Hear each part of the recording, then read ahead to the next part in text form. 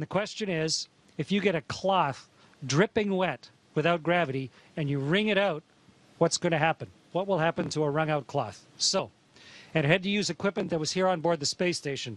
We may have the coolest washcloths ever here on the space station. I'm going to show you. Here's one of our washcloths. And it's compacted. It's put down into this little tiny hockey puck so that it saves space. But when you open up a hockey puck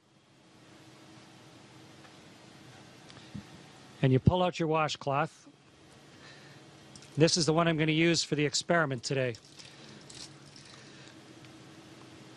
And so when you open up your hockey puck and turn it into a washcloth, it was compressed in a great big vise somewhere.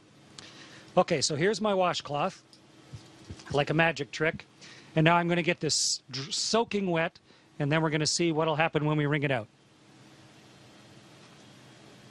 Meredith and Kendra suggested that I dip this in a bag, but bags don't hold water in space, so instead I filled a water bag. This has drinking water in it. And I'm going to squirt a bunch of water into this washcloth.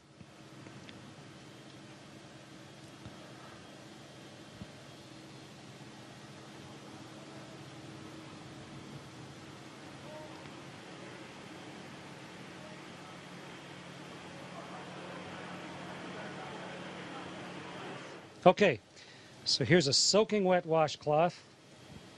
Get the microphone so you can hear me while I'm talking. And now let's start wringing it out. It's really wet.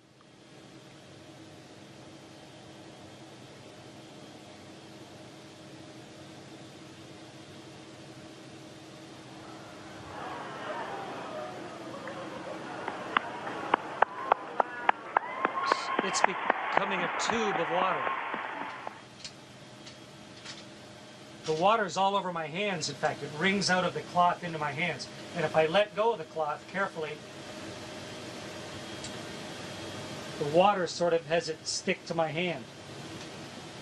Okay, so the experiment worked beautifully. And the answer to the question is the water squeezes out of the cloth, and then because of the surface tension of the water, it actually runs along the surface of the cloth and then up into my hand, almost like you had Jell-O on your hands or gel on your hand, and it'll just stay there.